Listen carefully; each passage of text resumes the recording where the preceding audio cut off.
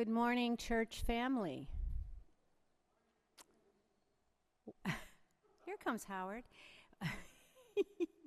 Welcome to our first summer service here at First Universalist, where we nurture the spirit and serve the community at 10 a.m. from now until September.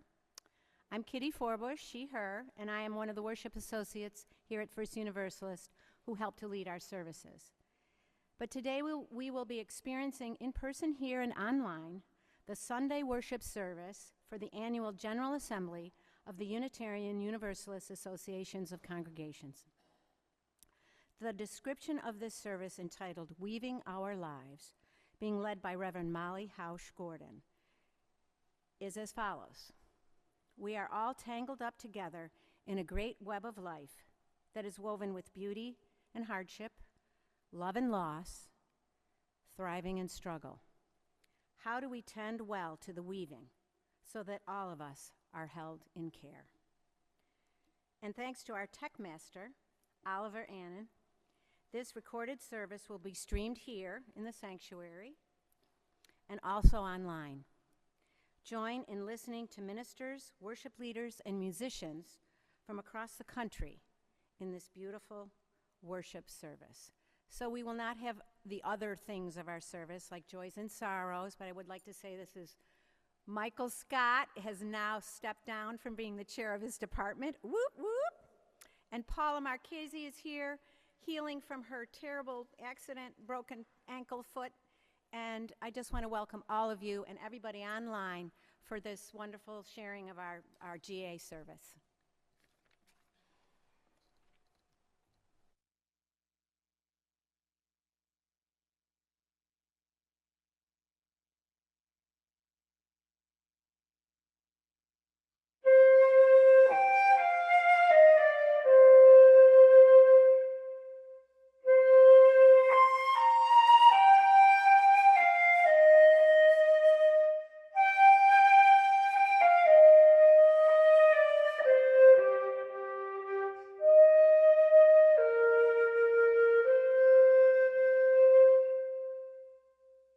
Greetings, UUs, and welcome to our 2024 General Assembly Sunday service during this, our first intentionally all-virtual General Assembly.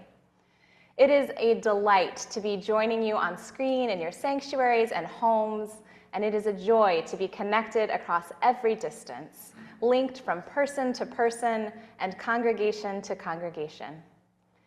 I am the Reverend Dr. Molly Housh-Gordon, she, her, minister of the Unitarian Universalist Church of Columbia, Missouri, and I am so honored to lead you in worship this morning, along with a number of dear colleagues and congregants.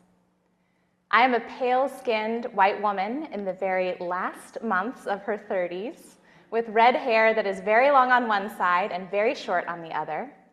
I'm wearing a dark teal blouse with a scalloped neckline and a stole with a dove on one side and rolling water on the other.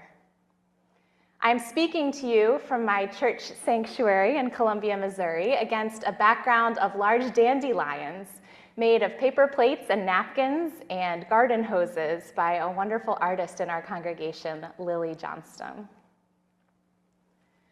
One of my core beliefs as a Unitarian Universalist is that my life is inextricably bound together with every other life and force on this earth, and I am grateful to be tangled up with you, my fellow Unitarian Universalists. In celebrating the interconnection that I experience daily and weekly, this service will include members of the staff and congregation of our church here in Columbia, and it will also include members of a minister colleague group that I have met with every week for the last 3 years to deepen our practice of Unitarian Universalism. They will each introduce themselves. I am so grateful to remember that so much of who I am and how I think and what I write is formed by these relationships. Additionally, the ideas in this service are formed by a wider landscape of entangled influence, particularly the work of theologians Karen Bray and Catherine Keller, the poet Ross Gay, Unitarian Universalist ancestor Frances Ellen Watkins Harper, movement organizers and writers Adrienne Maree Brown and Alexis Pauline Gumbs, and so many others whose words and ideas inevitably make their way into mine. I wonder, who are you tangled up with in your congregation, in your thinking, in your life? Let's celebrate those connections today. We begin with a prelude performed by several UU choirs from across the country, their images and voices woven together as our lives and our faith communities so deeply are. I hope you will feel yourself connected as we worship together today, remembering that we are here, gathered from many places, and yet still here together. Let us begin.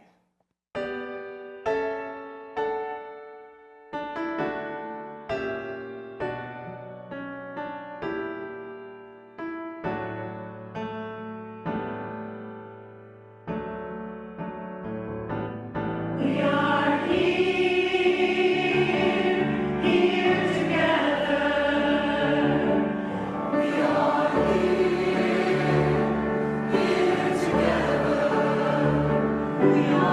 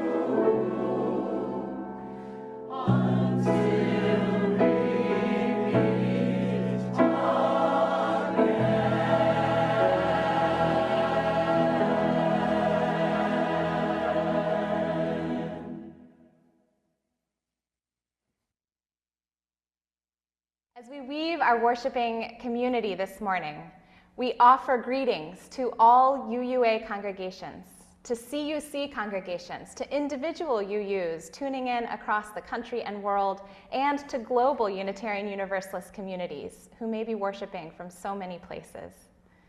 As we begin our service from diverse locations this morning, may we ground ourselves in each of those places, even as our spirits reach out to connect us to one another. Helping me to anchor our worship this morning in some of the hundreds of places from which we gather are several minister colleagues from across the United States who meet together every single week to hone our preaching practice and invite each other into the most daring expressions of Unitarian Universalism. I am Eric Kamenetsky. I am an older, balding man with slightly olive-tinted skin. Greetings from the U.S. West Coast, from Edmonds, Washington, where the deep blue waters of the Salish Sea lap at the shores between the Cascade and the Olympic mountain ranges. The land I join you from has been stewarded for countless generations by the Snohomish tribe and the Coast Salish people who continue their livelihoods on these lands today.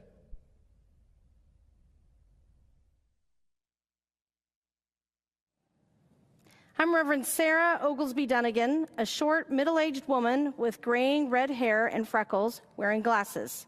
Greetings from the United States Southwest, from Valley Unitarian Universalist in Chandler, Arizona, where the saguaros bloom amidst an array of bright-colored flowers and hummingbirds are joined by coyotes, scorpions, and javelinas, and a desert landscape that is both beautiful and dangerous, and full of surprises.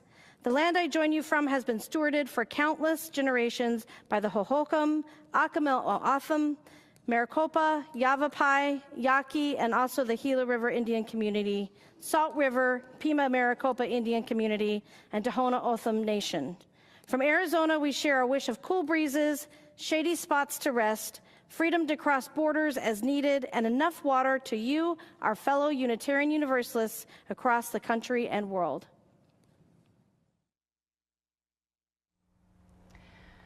I am Molly Housh-Gordon, a white woman with red hair in an asymmetrical style. Greetings from the U.S. Midwest, from Columbia, Missouri, where the waving grasses of the prairie are deeply rooted, where the big muddy Missouri River makes its leisurely way eastward toward the end of its journey to the Mississippi, and where the rolling foothills of the Ozark Mountains shelter vast caverns and abundant life. The land I join you from has been stewarded for countless generations by the Osage, Peoria, Kikapwa, Oceti-Sakowin, and Kaskaskia peoples. From Columbia, we share our wish of deep nourishment, wide perspective, and bodily autonomy to you, our fellow UUs across the country and world. I'm Sadie Lansdale, a tall white woman with brown hair pulled back in my church bun.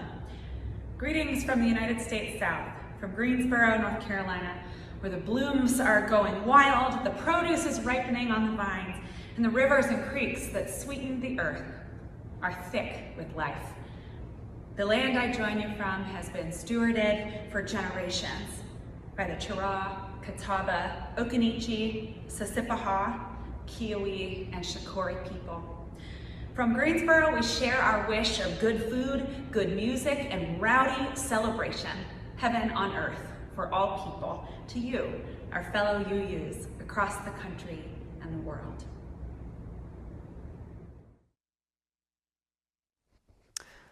I am Aaron Stockel-Wiseman, a tallish white man with short blonde hair and a beard. I am wearing a blue ministerial robe and a rainbow stole, and I use glasses. Greetings from the United States East Coast, from Framingham, Massachusetts, in the Charles River watershed.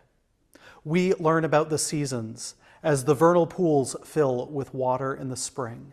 They're the home to yellow-spotted salamanders and fairy shrimp.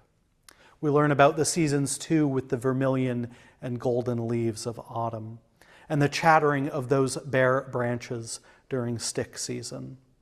The land I join you from has been stewarded for countless generations by the Massachusetts, Agawam, Nipmuc, and Pawtucket peoples.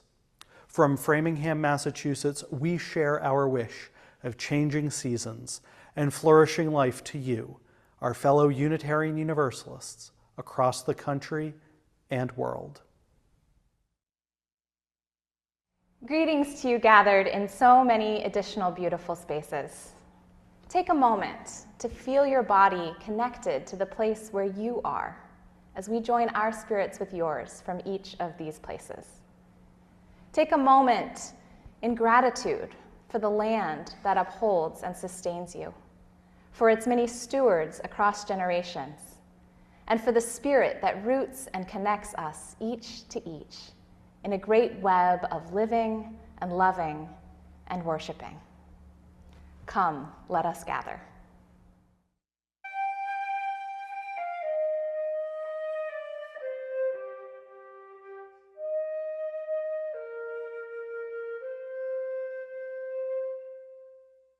I am Gretchen Mauney, a worship associate at the UU Church of Columbia. I am a white elder millennial and use she and they pronouns. I have short blue-streaked brown hair, am wearing a black blazer over a blue and black abstract patterned blouse, am holding a blue blind cane, and I am joined by members of our congregation to light our chalice, the symbol of our faith in the cup of community that holds us tenderly, and the bright flame of spirit that connects us inextricably. Our chalice is made of hammered metal, with a round base, a platform holding a candle, and two circles arching their way around the flame. We invite you now to join us in lighting your chalice wherever you are, and to let the energy of these many connected flames power our faith with passion and warmth. As you light your chalices, we will share a moment of music and images of a number of chalices from congregations across the country.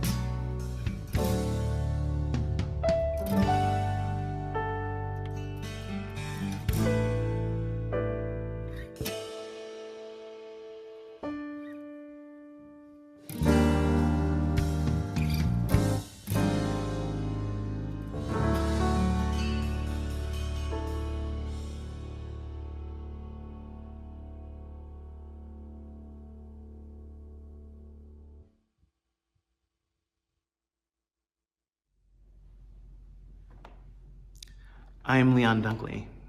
I am an African-American man with dreadlocks and an increasingly graying beard. I am wearing a stole that honors the members of North Universalist Chapel Society, or North Chapel, in Woodstock, Vermont, which is the church and the community that I lovingly serve. I'm going to share a story with you this morning from a collection called Through the Mickle Woods by Valiska Gregory. In a kingdom long ago, there was a weaver who spun stories out of thread.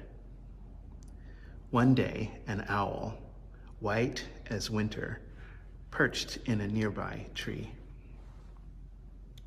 I should like my story to be woven out of clouds, said the owl. As you wish, said the weaver. And the owl brought the woman strings of clouds round as pearls. But every time she tried to weave them in and out, they would dissolve quietly as dew upon the grass. The owl blinked his great eyes. Perhaps we should add some moonlight, he said, the kind that shimmers on water. As you wish, said the weaver. But though the owl brought baskets of jeweled moonbeams, worth more than the king's own crown, the story's cloth would not take shape. I do not understand, said the owl. I have chosen beautiful things for the weaving of my story. Ah, said the woman, but sometimes the cloth will pattern itself, whether we will or no. You must bring everything, things chosen and things not.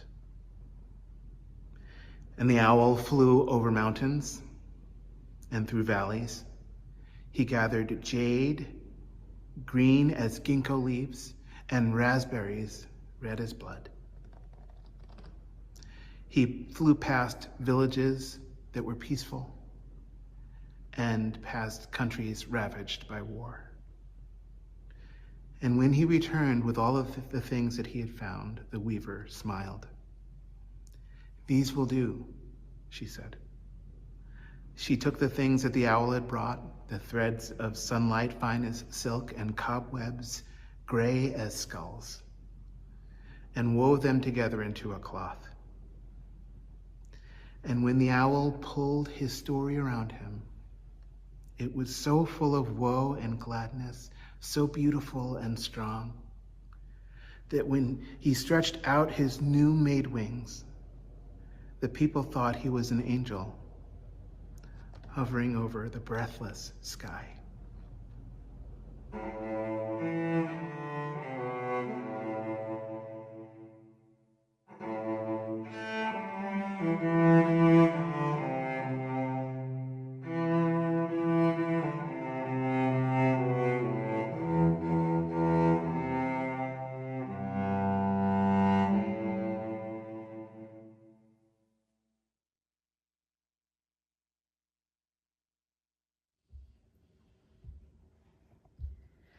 We are weaving our lives.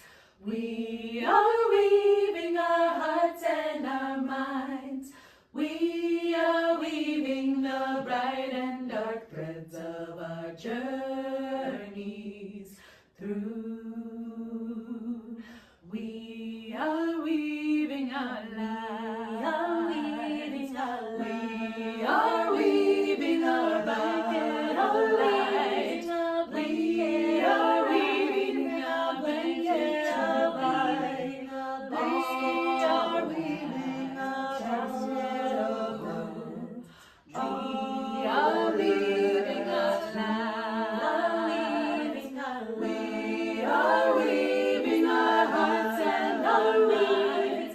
We are weaving our bright and dark threads of our journey. We are weaving the bright and dark threads of our journey. We are weaving our lives.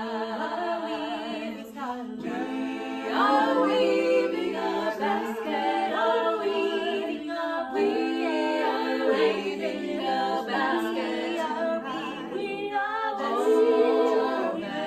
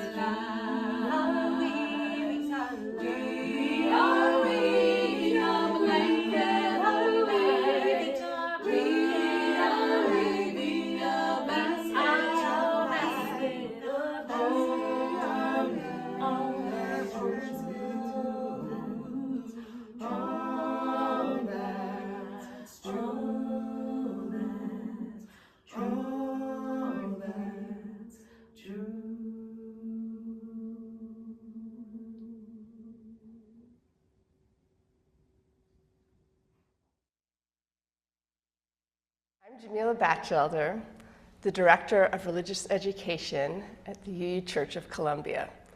I'm a 46-year-old white woman with lots of wavy dark blonde hair, and I am wearing a Art Nouveau print wrap dress in shades of turquoise, aqua, black, and gray.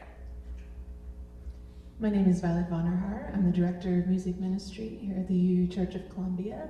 I'm a 30-something white woman with short, blondish, brownish hair, wearing gold glasses, and also got an Art Nouveau style handkerchief I'm wearing with a white shirt. And together we are going to lead you in a moment of centering, as we do each week here in our congregation. I'd like to invite you to find a comfortable position for your body. Feel your contact with the seat or with the ground. And take a moment to bring your attention to the steady rhythm of your breath, in and out. For a moment, finding your center.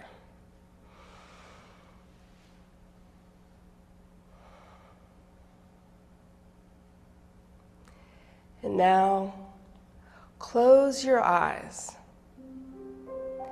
and try to imagine the threads that are being woven into this story of your life.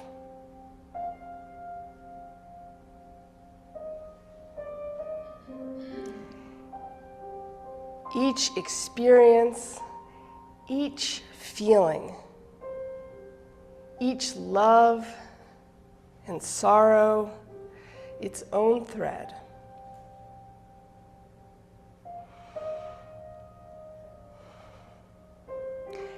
And let each thread take shape in your mind as color or texture or sensation, until it becomes almost tangible, to where you could almost hold it in your hands, delicately between your fingers. With all your tenderness, can you begin to weave it all in?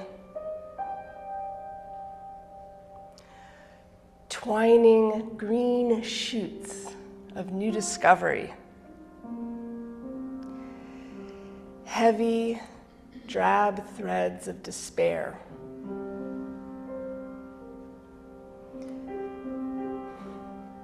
The sparkling sunlight of unexpected joy. The red, hot threads of anguish. The strong and supple threads of deep friendship. The endless threads of grief that weave themselves in again and again throughout the fabric, that perhaps the fabric couldn't exist without, because when you look more closely, you see that they were spun out of your capacity to love.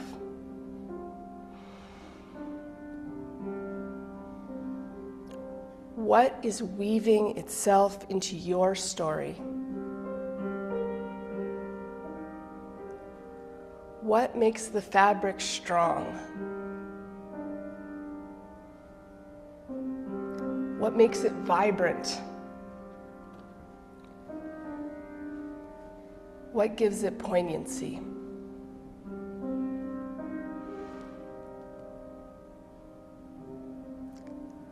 And now, bring your attention to the edge of the fabric that you are weaving.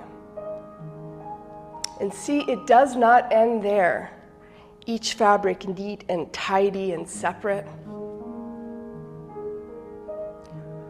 Open your mind, your heart, your spirit to threads being woven from 100, 1,000, from countless others weaving into yours in colors and textures you could never have imagined.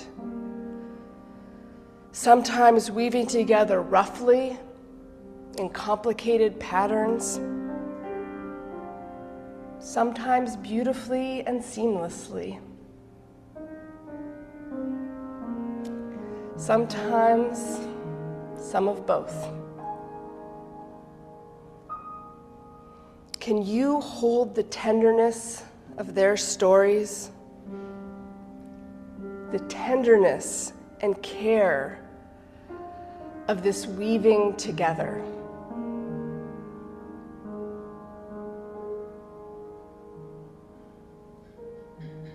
Can you sit here silently a moment longer in tenderness, in love, in awe at this creation, at all that has been woven?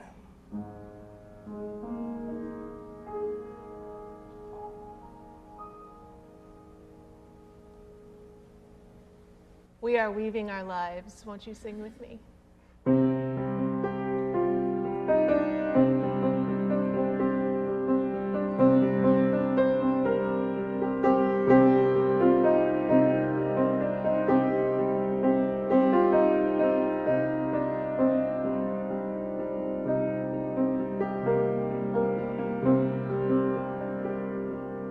We are weaving our lives. We are weaving our hearts and our minds. We are weaving the bright and dark threads of our journeys through. We are weaving our lives. We are weaving a blanket of light. We are weaving a basket to hold all that's true. We are weaving our lives. We are weaving our hearts and our minds. We are weaving the bright and dark threads of our journeys through. We are weaving our lives. We are weaving a blanket of light. We are weaving a basket to hold all that's true.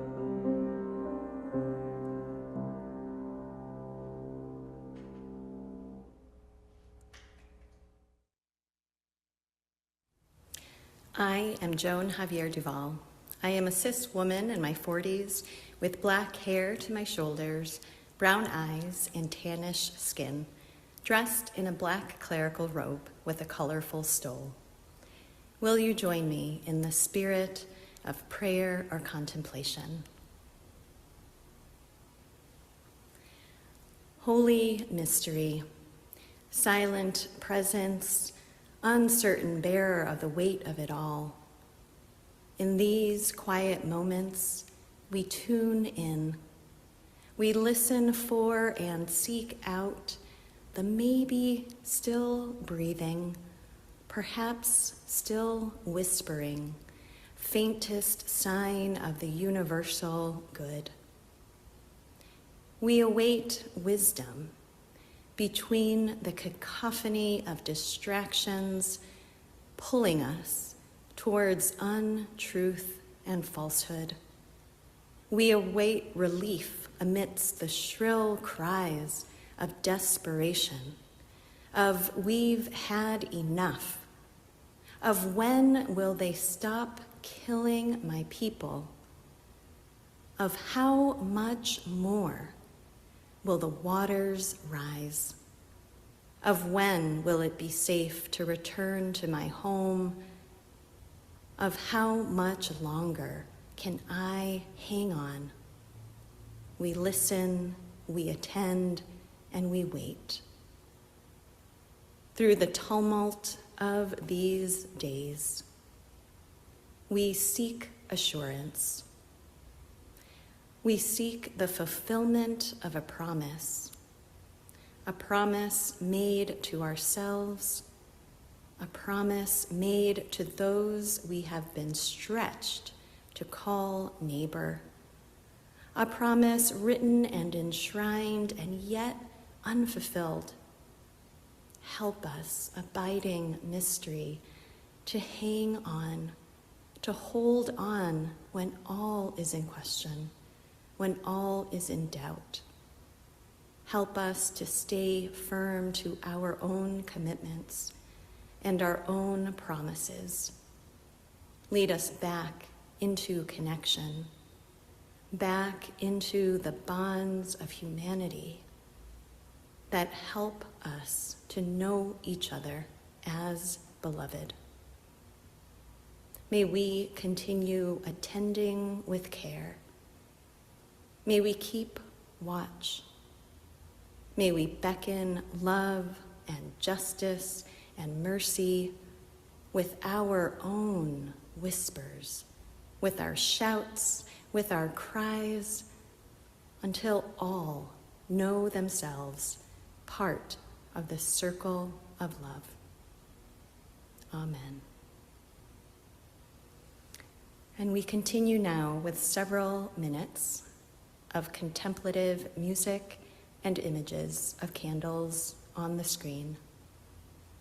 You may wish to share your congregation's usual rituals of prayer or joys and sorrows during this time by pausing the video.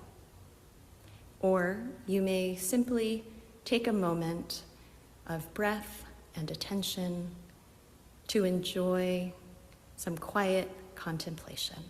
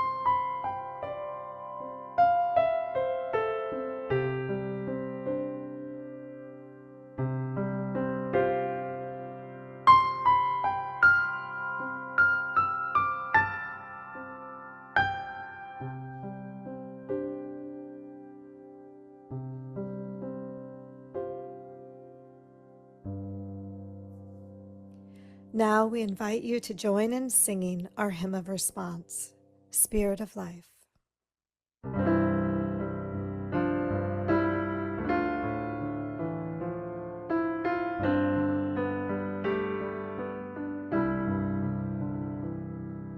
Spirit of life,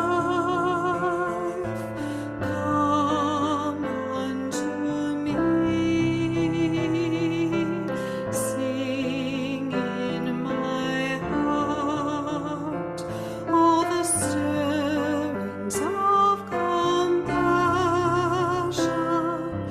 Blow in the wind, rise in the sea, move in the hand, giving life the shape of justice. Moves holding us, wings set free. Spirit of love, come to me, come to me.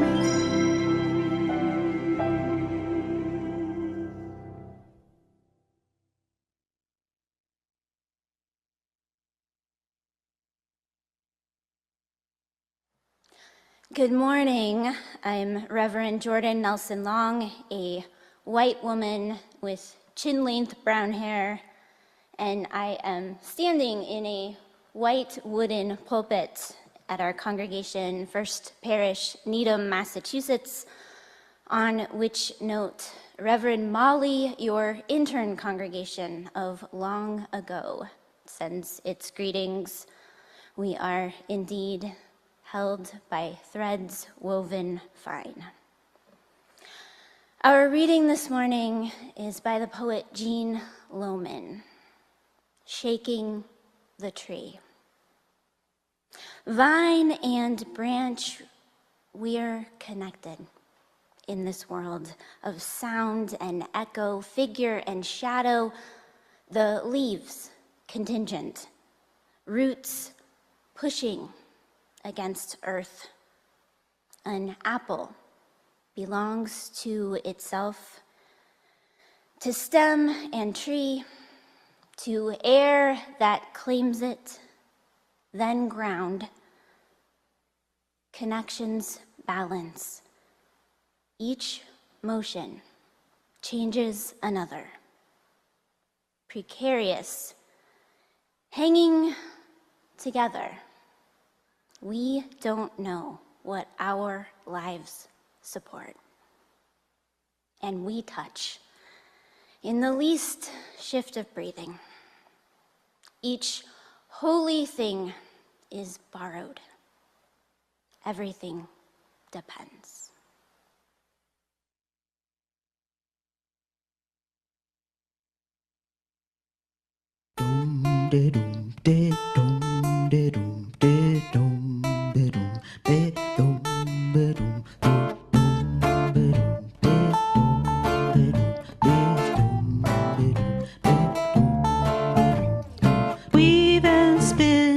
Weave and spin.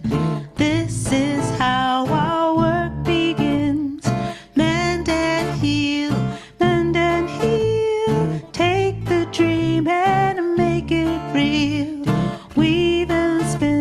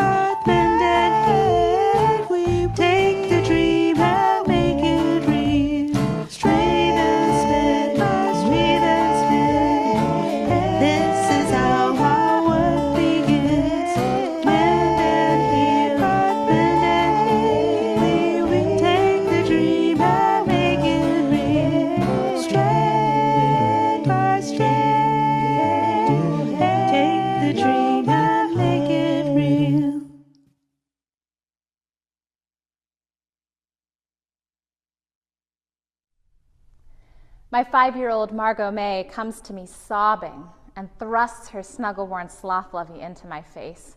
"Baba is ripped," she cries. "I love her so much. Can you fix her?" I tear my eyes away from my phone, where I've been watching a photojournalist's video of a child just like my own, covered in the dust of bombs, vibrating with medical shock and soul trauma beside a pile of rubble in Gaza. Child, I can fix nothing. But I pull her to my chest and let her tears join mine. 30 years before, I sit with my great-grandmother Iva May at the table her mother brought in a wagon across the prairie, running my hand over a notch worn smooth by wagon wheel and worrying of women. I am 9. We sit packing away blankets whose edges she neatly crochets by feel, her beloved hobby as a seamstress with sight long gone. She gives these blankets to every baby she learns of, the mail deliverer's son, her cousin-in-law's grandson's newborn child. They're all ours, she tells us. That day we are packing away my blankets for the children I do not yet know I will have. "Can you teach me?" I ask, pointing to her crochet hook. Yes, she can. But first things first. Before we learn to weave, we learn to mend. She brings out a needle and thread, a torn old rag. I cut the string, thread the needle, tie the knot, learn the simplest looping stitch. By this, the world is sustained. Just this thread, just this lesson. First, we learn to mend. Now, my daughter calms herself in my arms. More truthfully, we calm each other. And together we fetch the needle and thread. Under my hands, Baba becomes whole again, while beside us, images of devastation flicker on the screen of my phone. I can fix nothing, but Iva taught me, every baby is ours. First, we learn to mend. It is a theological truth long understood by our tradition that all of our lives are woven and sewn and bundled up into one great tapestry of life. It is a terrible truth of this moment that the weaving is torn and frayed and sliced, sometimes by our very own hands. And I'm not certain that we have learned well to mend. Friends, I want to speak to you today of the web of life, an existential fact about which we Unitarian Universalists love to sing and rhapsodize and sometimes joke.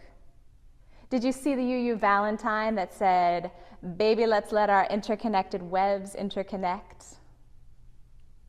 It's beautiful, isn't it? The web of life. Sparkling with dew like jewels at every join. All the ways we are connected, accompanied, and so deeply held across all of time and all of space. The depth of our interdependence means that you are in the dancer showing something true about love in the shape of her arm, and in the painting glowing with impossibly captured light. It means there is something of you in the way a rose unfurls, something of you in the engineers that found a way to reach the stars, and something of you in the stars. All of life is woven thick, and that means we are each reflected in poetry and in prayer, in science and in every silence. We are echoed in the ocean waves and found in the deep. How beautiful. You could almost forget, couldn't you, that a spider's web is also the tool of a predator, that a web is sure death for the fly. Our connections are sticky, and sometimes they are terrible. We are in the rot as much as the roses. And there is something of us in the avarice of the billionaire who hoards 10 lifetimes of security while everyone else teeters at the brink of disaster. And we are not separate from the old boy sneering with racist slurs and a powerful need to be better, to make others less, or from the casual, vast cruelty of the truly powerful. We are not separate. And for me, there is this. My great-grandmother, Iva May, who crocheted countless soft blankets to hold new life, she also upholstered the plane that destroyed Hiroshima. How do I hold both of those things so tenderly? Our connection is a soothing balm, but it is also in those bombs. Every baby is ours, and so is every harm. The tapestry of our lives is thick, woven, warp and weft of love and pain. It is beautiful and it is awful. Our interdependence is sustaining and threatening. And God, sometimes I wish it was just one or the other. Our whole culture is set up to tell us it's only ever one or the other. My survival brain would really like it to just be one or the other so I would know how to act. All of us sometimes behave like it's only one or the other, like we're all saved or all damned, all good or all bad. Like we could cut away the harm and have only the love. I know I've wished it for my family tree. To trim off the branches of shame and only let the good stuff remain, perfectly formed, all blessed, holy, uncorrupted. I've wished it. And how could I not? It's in our faith to pursue that moral perfection. Our great-grand forefather, William Ellery Channing, told us that we could, that we should grow in likeness to God. Really, that was the Unitarian good news, that we could grow in likeness to God, could become less messy, more divine, leave bad behind for good, make our way up the shining hill, no mistakes. But hills keep rolling on, high to low, and messing up is how we grow, and growing never ends. And no matter the language you use for the ultimate, perhaps you've been left with just that likeness, just that purity, just that choice, perfection or damnation. And are you just exhausted from the climb? Because maybe you're afraid that they're onto you. Your congregation, your friends, your colleagues, or your people, that they know you haven't got it all right yet. That there's still some greed in you, or some confusion and lots of fear. Maybe you're afraid that you haven't got it all right yet, and that makes you all wrong. And maybe you've even tried to slice yourself out of the web sometimes, because nobody told you that you could just keep growing, because nobody ever taught you how to mend. And even when we do feel like we're getting it mostly right, it hurts sometimes to be so tangled up, to be present to all that beauty and all that pain at once, to hold your sparkle-eyed child and her precious stuffed sloth in your lap while another child is covered in the dull dust of bombs, and yet another is dead in her mother's weeping arms. It aches to be so tangled up. No wonder the weaving is frayed. No wonder it is sometimes torn. It aches to be so tangled up, and it is dangerous sometimes. When everything depends, one misfortune can send it all tumbling to disaster. Surely COVID taught us the danger of our beautiful, tight-woven connections, that we ignore them at our peril, and that even when we manage to attend to them well, tragedy may still unfold. Tangled up in the web of life, so much depends upon forces over which we have no control, forces we may never even witness or understand. We are at each other's mercy, and not all of us are merciful. The poet Jean Lohman writes, "Precarious, hanging together, we don't know what our lives support, and we touch in the least shift of breathing. Each holy thing is borrowed. Everything depends." Our interdependence sustains us. And because it sustains us, it also makes us so vulnerable to one another. There is no outright safety to be had in the web of life. There never was. It is dangerous to be so tangled up, and it aches. No wonder the weaving is frayed. No wonder it is sometimes torn. And the call of our faith is to respond to these tangled realities all at once. The sustenance and the danger, the holding and the teetering, the beauty and the pain. We really don't like to feel that second part. Sometimes we try to slash and hack away at the web to avoid that second part. Maybe if we could just cut ourselves away from that interdependence, we could be safe. Maybe alone on our own, it wouldn't ache. If I don't rely on you, I could be sure I was okay. And if I leave first, they can't kick me out. And if I distance myself from your mistakes, I won't get kicked out too. And I'll never have to reckon with the shame of things I used to do before I knew. So slash and hack and tug away. And the power hoarders and the supremacy systems and the forces of empire, well, they are standing by, sharpening their knives. They're whispering to us that we don't have to depend, and that the cost of our separation, well, it would only be the parts of us that hurt in the first place. All we have to do is cut out the warp of the weaving, slice away the pain and fears, cut out the anger and the longing. That doesn't sound like such a bad deal, does it? Until the weaving won't hold, because we aren't whole. Until it all begins to unravel and our humanity leaves us too.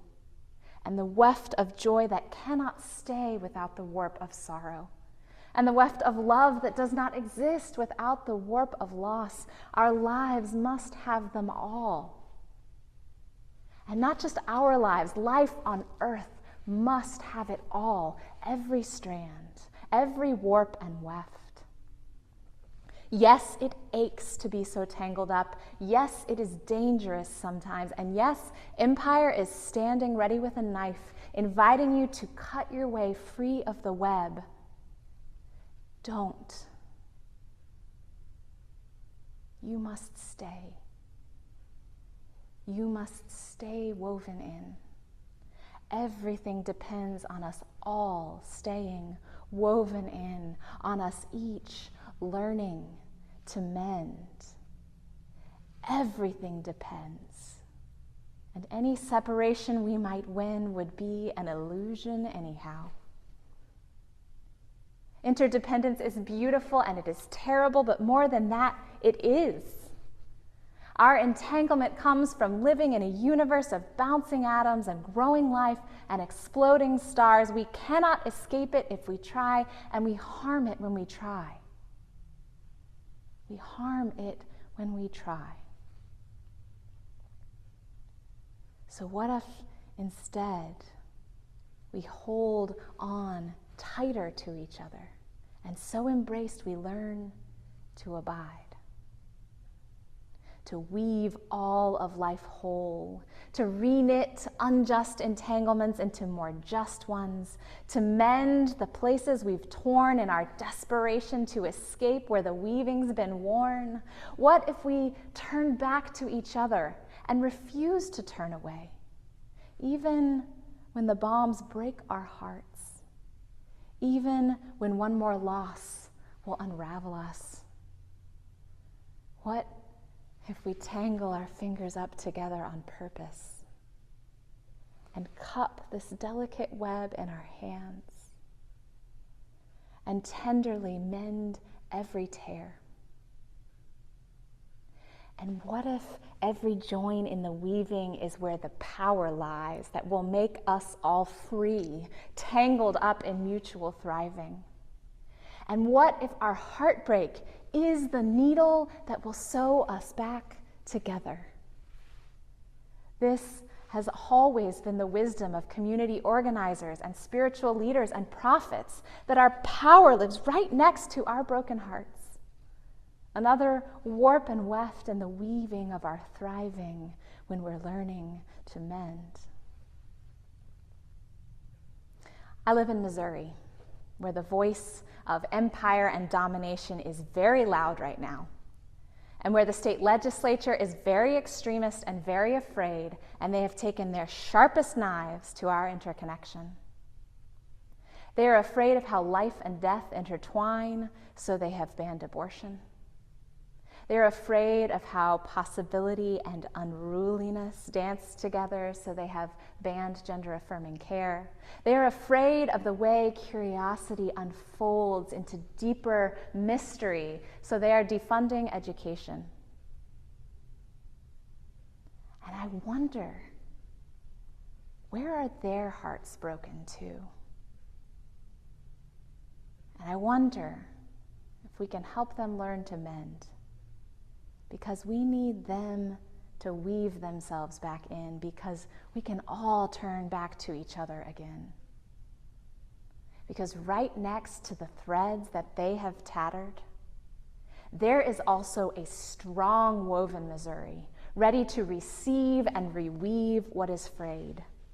A Missouri where farmers with Missouri Rural Crisis and activists from the Organization for Black Struggle and union members from Jobs with Justice have spent years investing in our web, building deep relationships together, fighting factory farming together, protesting police brutality together, successfully raising the minimum wage together, and getting abortion rights back on the ballot together, because they know that they are intertwined. Because they know in their bones that their interdependence is an inescapable fact.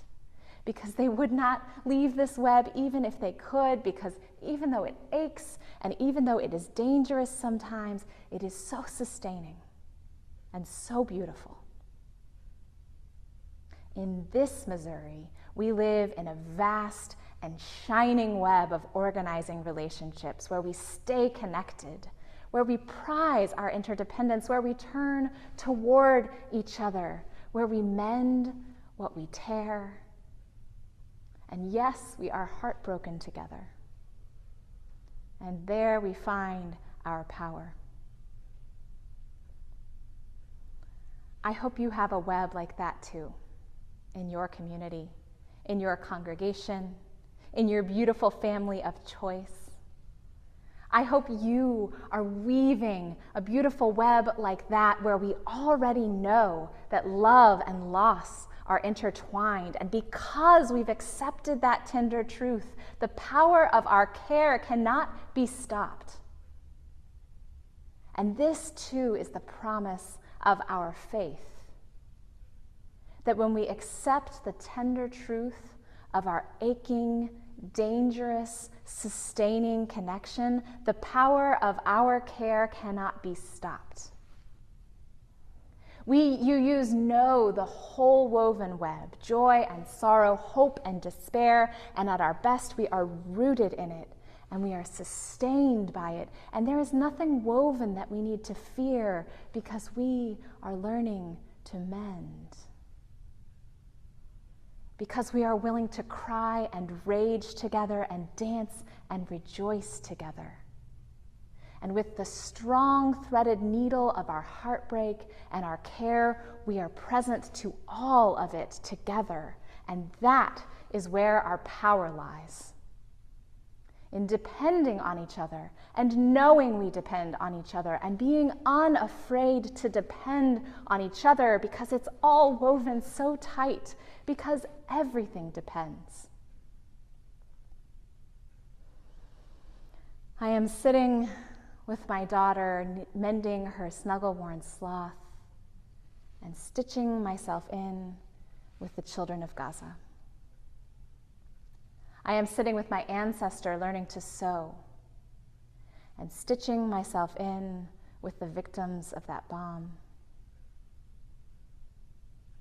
I am sitting here with you, deep in the web.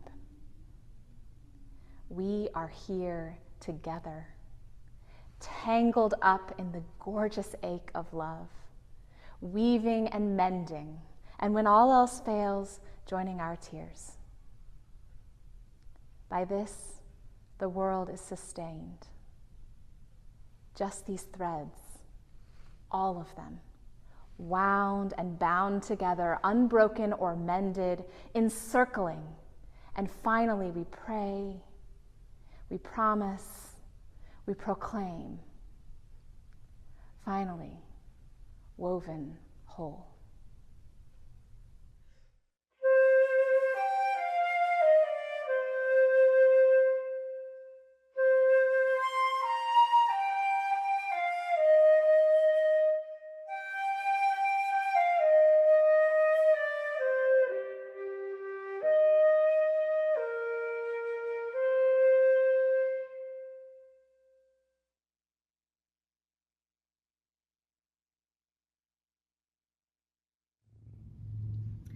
We weave, we mend, and we keep the circle whole together. As we pass this yarn ball around the country to UU congregations all over the United States, will you join us in singing Circle Round for Freedom?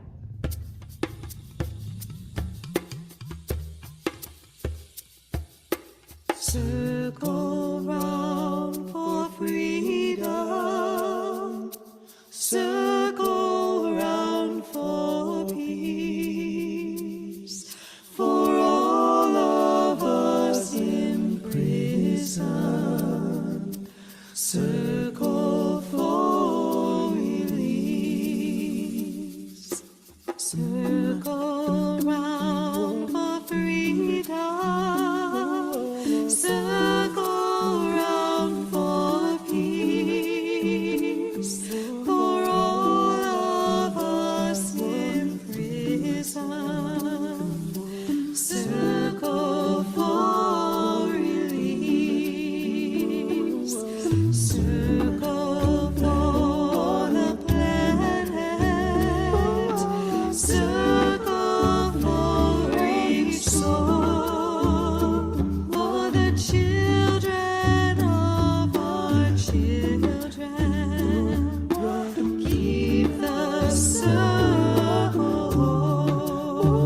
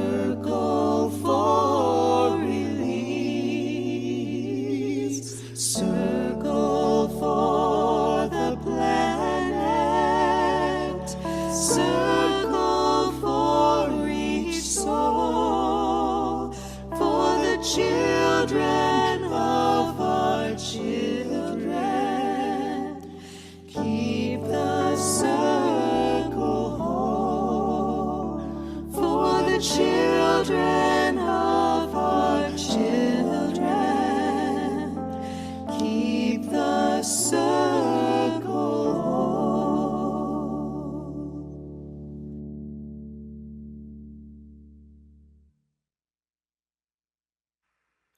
Our relationships and the values that ground them are sacred. And just as they are the thread that weave our covenantal community, our web of interconnectivity is what holds the strength and possibility in our justice organizing work. Side with Love holds the public justice work of the Unitarian Universalist Association, bringing our values to life through mobilizing leaders within our congregations and beyond. And in these times, where threats to democracy and liberty devastate our communities, our families, and our individual lives, we are fortified by the truth that throughout history, people, Unitarian Universalists, rise to meet the moment, to side with love and struggle towards the highest aspirations of our faith, to reject the disposability of any human being and proclaim all are worthy of love and belonging, and to make it so through our actions. Side with Love works on 4 intersectional priorities: democracy with UU the Vote, climate with Create Climate Justice and the Green Sanctuary programs, LGBTQ and gender justice through Uplift Action and decriminalization. In 2024, we are rising to the challenges that we are facing in our world today. Launching the first ever faith-wide climate revival that will break down silos and springboard hundreds of congregations to usher in a new era, moving beyond extraction and into a wider climate justice movement. Supporting congregations with tools and trainings to equip us to take courageous and impactful action. We're building response networks across the country for trans people, students, and many folks targeted by state violence and legislative attacks. Side with Love calls on us to show up, to be bold, and to be a part of a moral majority that knows another world is possible. And we are taking action right now towards that future, especially in this consequential year with UU the Vote 2024. UU the Vote is anchored in the promise of democracy, to build an inclusive and accountable democracy that works for the many, not the few. It is grounded in the process of democracy that demands that we combat voter suppression, safeguard our elections by volunteering as poll workers, to protect abortion rights, and to show up to make sure every vote is counted. Our trainings equip us to be communities of action and care for the urgent work that will remain in the days and the years following the election.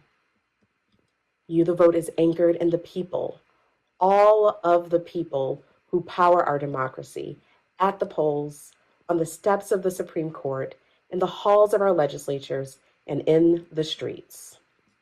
Today, under the leadership of democracy strategist Nora Rassman, we are already underway. We've already made 8,000 calls to voters in Georgia ahead of the primary. We mobilized congregations to action in Orlando, Sarasota, and Palm Beach to cross the finish line and add to the nearly 1 million petitions that got abortion protection on the ballot. And we are working with many more other congregations who made their congregations petition drop-off hubs for voters in their communities. In Arizona, we held mobilizations in Tucson and Phoenix to have values-based conversations with voters and train our communities to gather petition signatures. And it's only June. We can achieve so much more right now if we do it together.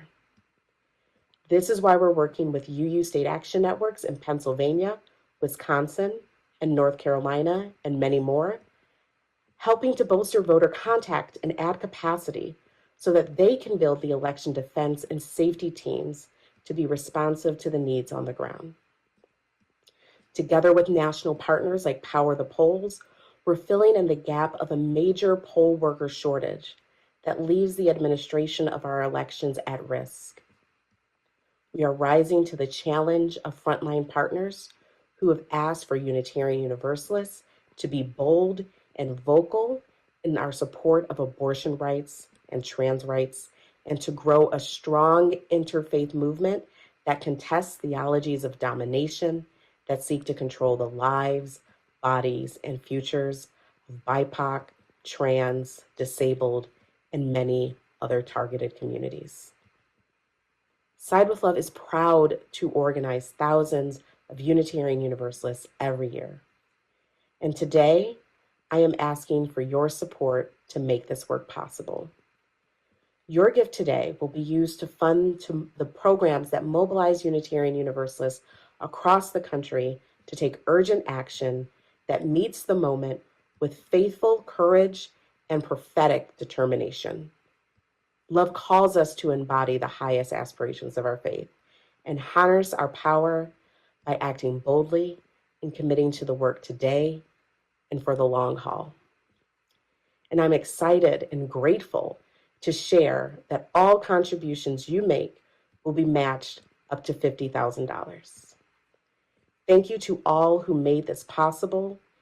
Thank you to all for your support, your work, and your generosity. Select Donate in the GA mobile app, use the QR code on the screen, donate online, or text SWL to 91999.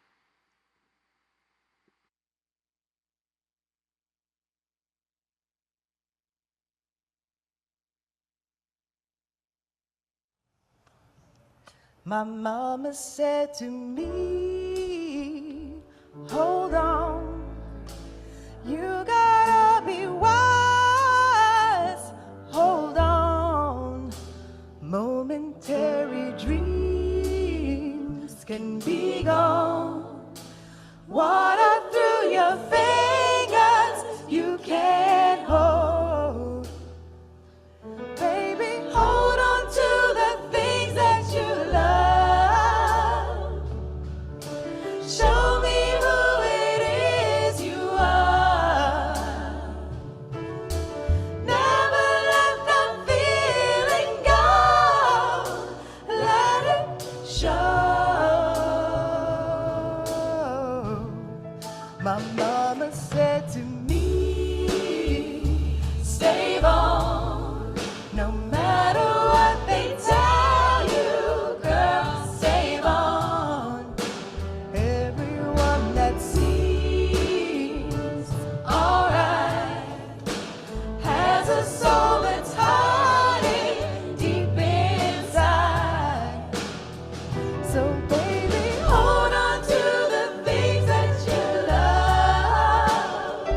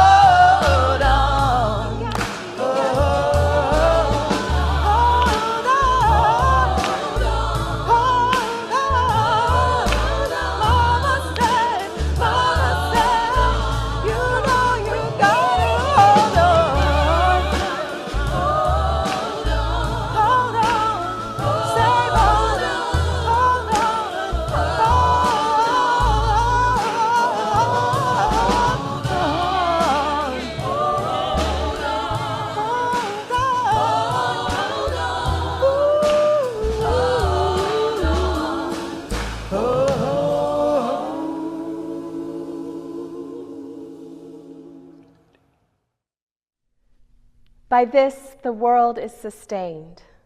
Just these threads, all of them, all of us, woven together, learning to mend, keeping the circle whole. Go in blessing, UUs, and be a blessing to a world that needs our care.